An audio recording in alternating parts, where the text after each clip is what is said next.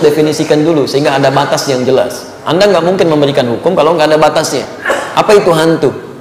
Hantu itu kan umumnya orang menggambarkan dua hal. Kalau bukan jin, setan gitu kan.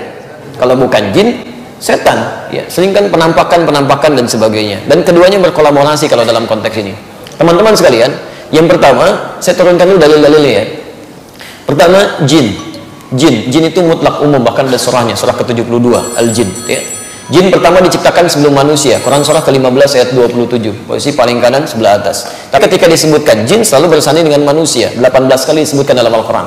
Di antara contohnya Quran surah ke-51 ayat 56. Jin berubah menjadi iblis, Quran surah ke-18 ayat 50, posisi paling kanan di pertengahan. Iblis berubah menjadi setan, Quran surah ke-2 Al-Baqarah ayat ke-36, posisi paling kiri di pertengahan. Dan setan inilah yang jadi persoalan dalam kehidupan. Ada setan rumah tangga, setan di kantor, setan di alat-alat musik, setan di masjid, dan ada contoh-contohnya di Quran termasuk dalam hadis. Nah, teman-teman sekalian, siapa yang jadi hantu di sini? Ini persoalan, kan? Baik. Kalimat hantu ya, menunjuk pada gambaran hal yang sangat ditakuti, ya, sangat ditakuti atau tidak diinginkan. Hal-hal yang terkait dengan demikian umumnya dua hal saja. Satu, jin. Jin ini penting Anda ketahui ya. Dalam kajian yang sangat umum sekali, jin ini saat diciptakan oleh Allah Subhanahu wa taala dahulu sebelum manusia. Jadi jin duluan baru manusia. Dalilnya Quran surah 15 ayat 27. Wal janna khalaqnahu min qablu min naris samim. Jin kami ciptakan sebelum manusia dari api yang bergejolak. Namanya disebut dengan jin. Jin itu dalam bahasa Arab itu punya tiga arti.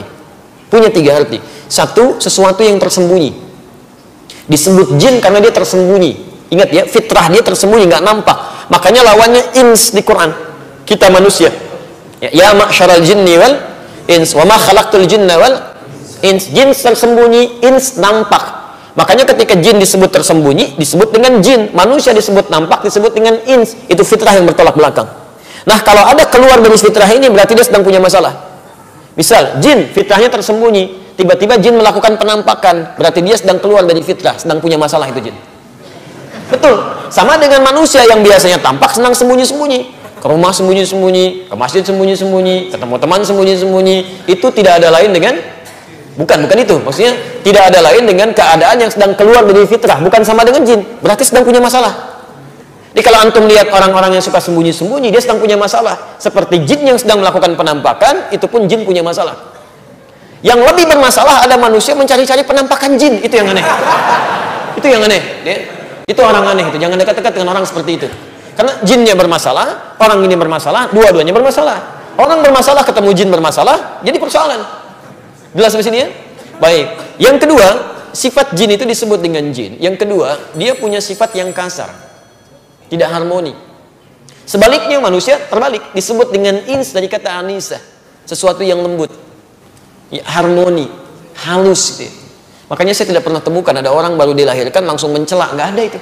Pasti lembut. Nggak ada sampai hari ini baru dilahirkan langsung mencela. Kenapa mama melahirkan saya? Nggak ada.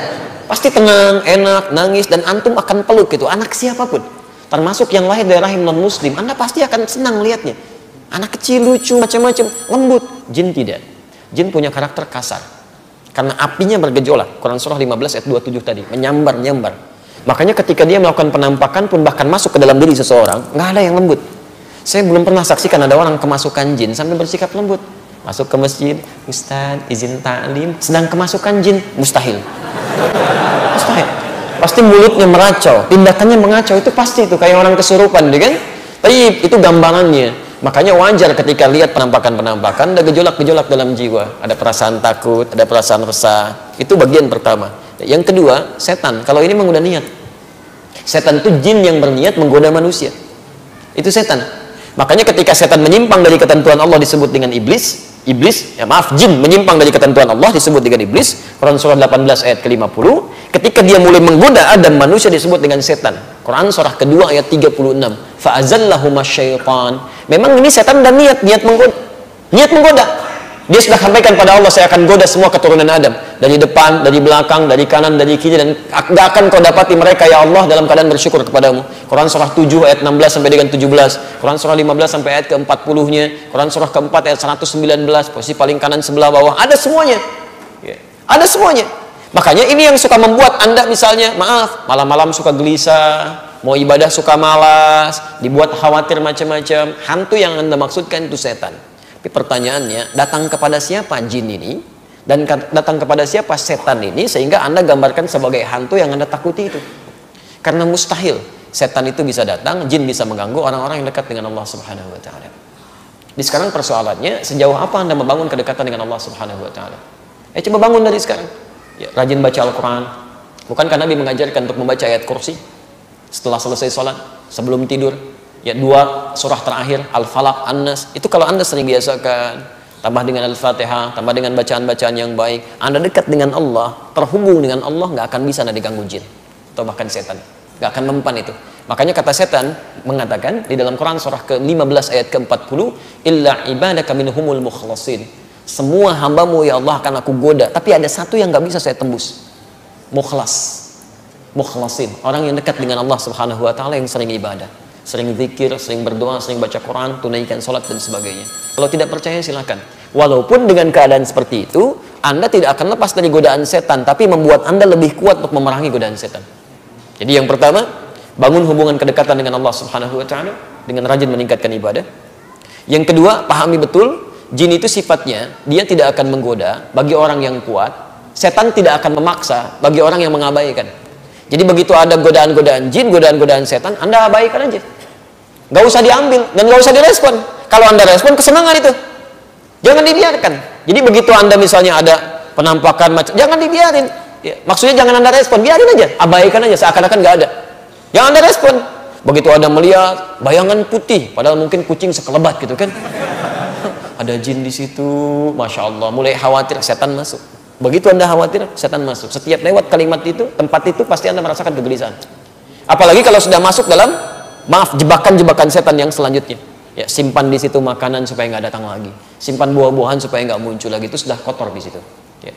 Yang ketiga, hilangkan di rumah Anda, termasuk kepribadian Anda, hal-hal yang disukai oleh hantu tadi, jin ataupun setan.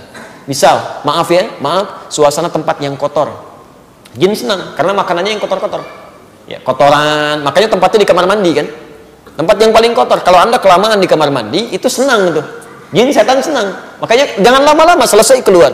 Cek lagi ya di tempat-tempat yang tidak disukai. Ya, misal patung-patung yang tidak disukai, kan? Gambar-gambar yang tidak disukai, hindarkan semua itu. Itu mengundang, Termasuk maaf, walaupun bersih, bagian yang terakhir adalah tempat yang jarang digunakan sebagai zikir pada Allah Subhanahu wa taala. Antum diamkah? Nggak pernah dipakai zikir. Itu insya Allah itu hantunya datang sendiri. Nggak antum datang, nggak antum undang, datang dia.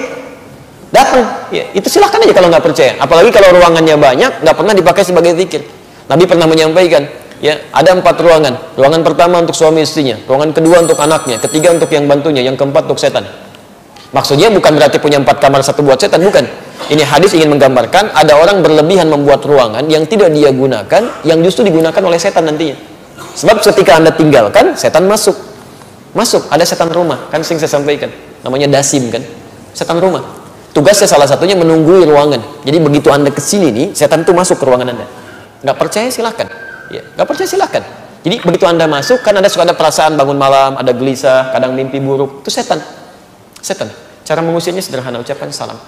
Bukan Anda buka, biasakan ya, buka, Assalamualaikum. Kata Nabi, kalau Anda ucapkan itu, dia berkata pada temannya. Mungkin Anda pulang dari sini, Anda bawa setan juga. Betul, di belakang ikut mungkin. Ada setan masjid kan, namanya khanzab. Setan masjid jago ada orang sholat. Di jalan mungkin ada setan yang lainnya ikut. Begitu nyampe rumah, Anda ucapkan Assalamualaikum, setan satu berkata pada yang lainnya, kita tidak punya tempat menetap di sini. Tapi kalau Anda nggak ucapkan, dia akan berkata, kita punya tempat menetap di sini. Itu yang membuat sering Anda gelisah, nggak nyaman, mimpi buruk dan sebagainya. Biasakan teman-teman. Buka pintu, Assalamualaikum. Tidak dijawab, itu normal. Dijawab, Waalaikumsalam. Itu Anda latihan lah.